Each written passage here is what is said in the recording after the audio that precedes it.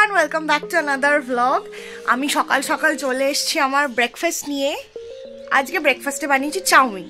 তাড়াতাড়ি ব্রেকফাস্ট বানিয়ে ফেলেছি। খেয়ে দিয়ে আজকে যাব বাজারে, লেক মার্কেট যাচ্ছি, একটু ফিশ ফ্রাইয়ের জন্য ফিলে কাটিয়ে আনবো। আরও টুকটাক কিছু কাজ আছে, তার কারণ হচ্ছে কালকে আমরা যাচ্ছি শ্যামনগর।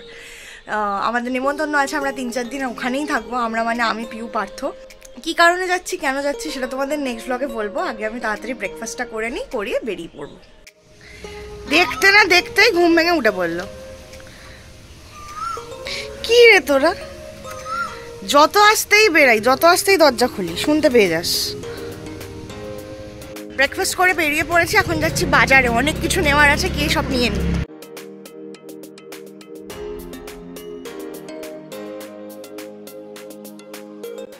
বাজার থেকে ফিরে স্নান টান করে পুজো হয়ে গেছে। এবার আমি রান্নাঘরে এসেছি। মা বানাচ্ছিল ডিম কারি, কিন্তু মাকে আমি বললাম তুমি দাও, আমি ডিম কারিটা বানাই।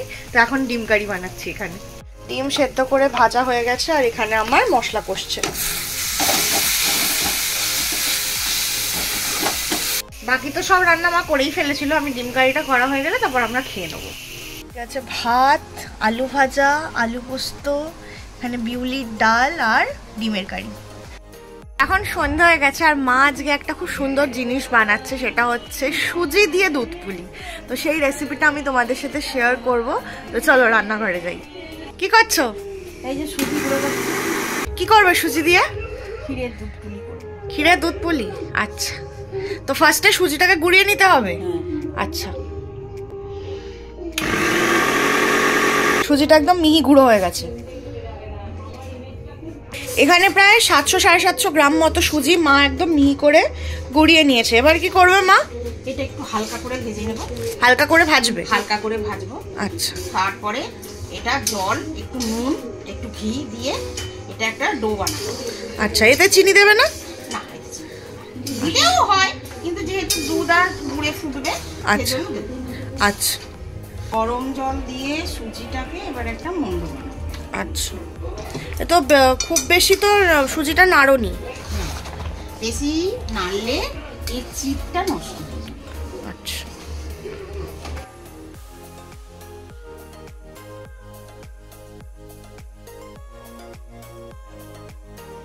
একটু একটু করে জল দেবেন আর নাড়তে থাকবেন। একবারে জল দিলে পাতলা হয়ে যেতে পারে, তাই তো?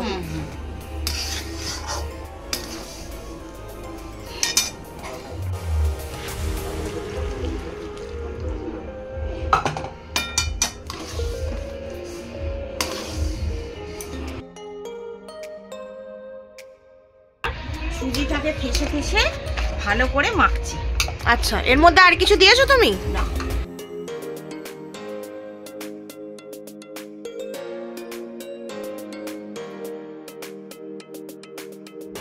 এটা নারকেলের পুর।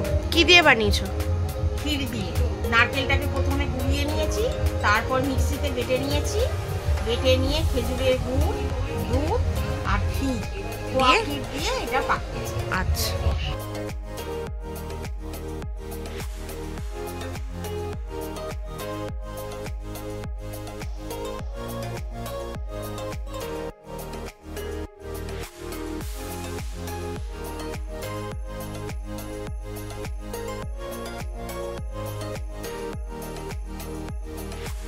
এখানে মা দুধ বসিয়ে দিয়েছে, দুধ জাল দেবে। এটা দুধটা ফুটে উঠলে তখন পুলিগুলো এর মধ্যে দেওয়া হবে। আর এটা গুড় দিয়ে করবে, এই জন্য কিছুটা দুধে গুড়টাও ভিজিয়ে রেখেছে।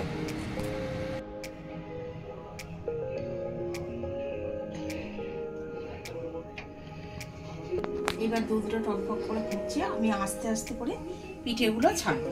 আচ্ছা,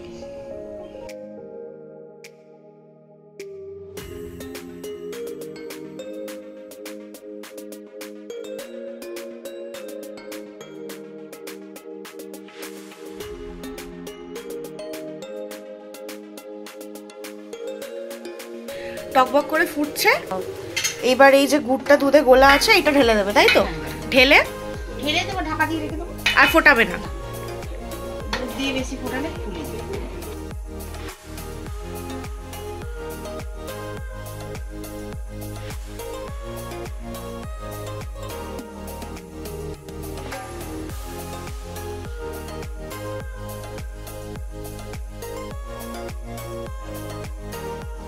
এই যে রেডি হয়ে গেছে, দেখি কিরকম নরম হয়েছে।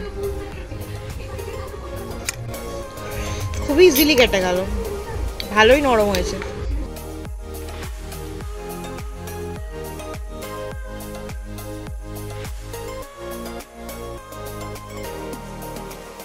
দারুণ খেতে হয়েছে। আমি গরম গরম খেয়ে ফেলেছি তো, তাই একটু জিভ পুড়ে গেল। যাই হোক, খুবই সুন্দর খেতে হয়েছে। আর এটা চালের গুঁড়ো দিয়ে হয়নি তো, সুজি দিয়ে হয়েছে, জন্য ভীষণ নরমও হয়েছে। চালের গুঁড়ো দিয়ে নর্মালি দুধ পুলি করলে একটু শক্ত হয়ে যায়, একদম শক্ত হয়নি, ভীষণ নরম হয়েছে, খুব ভালো হয়েছে খেতে। তোমরাও বাড়িতে ট্রাই করো আর আমাকে পারলে জানিও যে কেমন লাগলো। আর যদি ভিডিওটা ভালো লাগে তাহলে লাইক করো। দেখা হবে নেক্সট ব্লগে। টাটা।